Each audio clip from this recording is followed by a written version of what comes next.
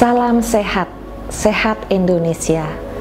Saya Dr. Niketut Putri Aryani, biasa dipanggil Dr. Putri.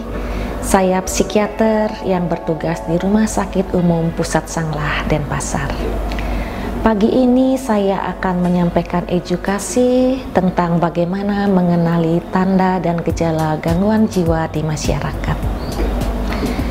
Kesehatan jiwa adalah kondisi di mana seorang individu dapat berkembang secara fisik, mental, spiritual, dan sosial, sehingga individu tersebut menyadari kemampuannya sendiri, dapat mengatasi tekanan, dapat bekerja secara produktif, dan mampu memberikan kontribusi untuk komunitasnya. Bagaimana kita mengenali ciri-ciri sehat jiwa? Di antaranya bisa dengan melihat seseorang. Yang pertama adalah perasaan sehat dan bahagia, sadar kemampuannya sendiri, mampu mengatasi tantangan atau stres kehidupan, bekerja secara produktif, mempunyai sikap yang positif, berperan serta dalam lingkungan, dapat menerima orang lain sebagaimana adanya, dan nyaman dengan orang lain.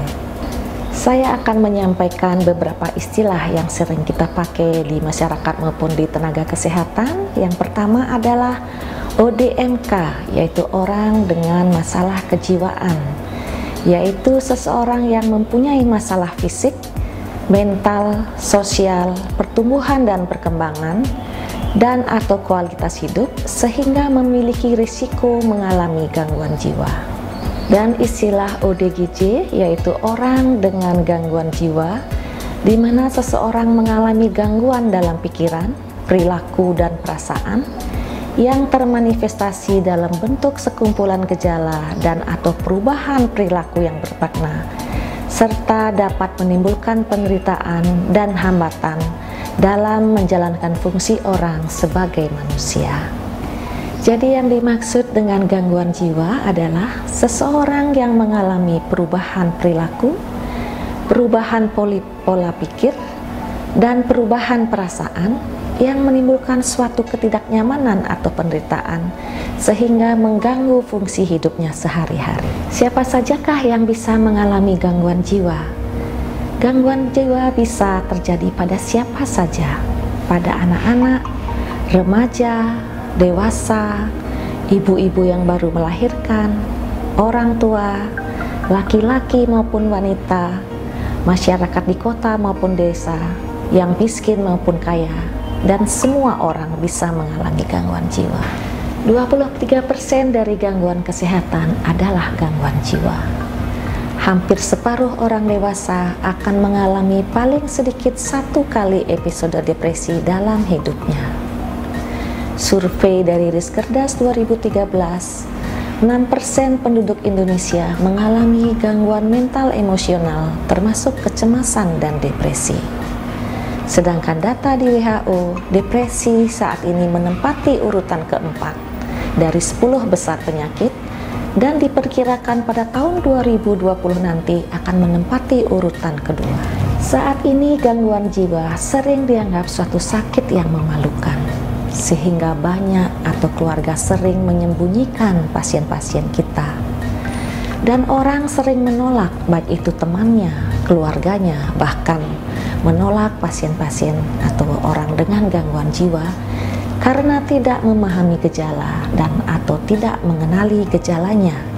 Sehingga ini membuat kita sering gagal mendeteksi dini, sehingga memperparah gejala dan penanganannya menjadi telat. Tanda-tanda gangguan jiwa bisa dikenali dengan melihat adanya pertama, perubahan dalam fungsi mental maupun psikologisnya, yaitu berupa adanya gangguan perilaku, gangguan dalam berbicara dan berpikir, emosi dan perasaan yang labil, gangguan dari persepsinya, yaitu berupa ilusi dan halusinasi, kesulitan memusatkan perhatian dan kesulitan konsentrasi sehingga mengalami kesulitan mengingat. Kemudian bisa juga dilihat dengan adanya perubahan aktivitas, misalnya dari individu tersebut, yaitu orang dengan gangguan jiwa akan mengabaikan kebutuhan dasar dirinya, misalnya kebutuhan mandinya, kebutuhan tidurnya, dan personal hygiene lainnya. Dari aspek sosial, misalnya bertingkah aneh tidak seperti biasanya saat berinteraksi dengan keluarga, teman, sejawat, atau dengan orang lainnya. Maupun dalam fungsi pekerjaannya, misalnya tidak bisa lagi melakukan pekerjaan atau tanggung jawab yang dipercayakan kepadanya. Tanda-tanda gangguan jiwa bisa juga dilihat dari adanya perubahan dalam fungsi tubuh, misalnya tidur yang terganggu, nafsu makan yang menurun atau meningkat, perilaku makan yang menurun atau meningkat, gangguan pencernaan, misalnya mual, mules, diare, gangguan kencing, gangguan menstruasi, gangguan dalam aktivitas sosial, dan gangguan pernapasan, yang mana gangguan-gangguan ini kalau dilakukan pemeriksaan fisik tidak ditemukan adanya suatu kelainan. Mari kenali diri kita sendiri, mari kenali keluarga kita, mari kenali lingkungan kita. Sudahkah Anda sehat jiwa? Sudahkah keluarga menjaga kesehatan anggota keluarganya? Tugas keluarga kepada para anggota keluarga yang belum atau yang sedang mengalami gangguan jiwa adalah sebagai berikut. Yang pertama, mengenali gangguan jiwa setiap anggota keluarganya, merawat anggota keluarga yang mengalami gangguan kesehatan jiwa, menyediakan lingkungan yang mendukung kesehatan jiwa, memanfaatkan pelayanan kesehatan jiwa lintas sektoral dan jaringan dukungan keluarga di lingkungan setempat.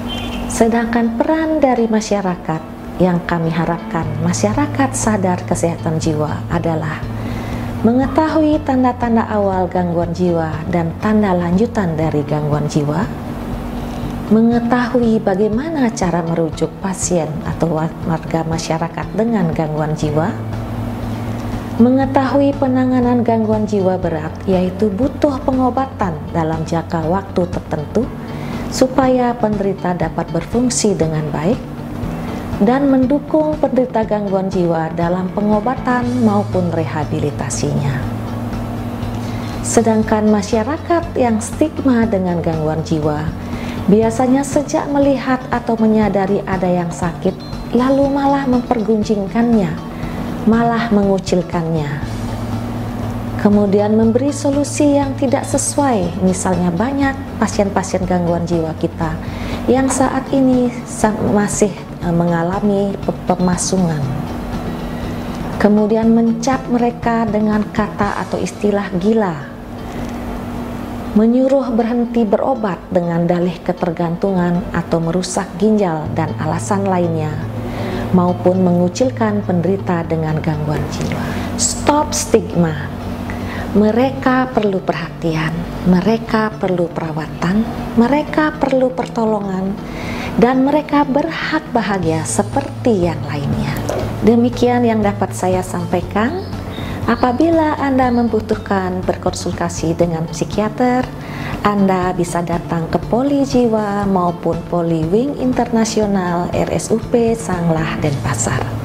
Salam sehat jiwa.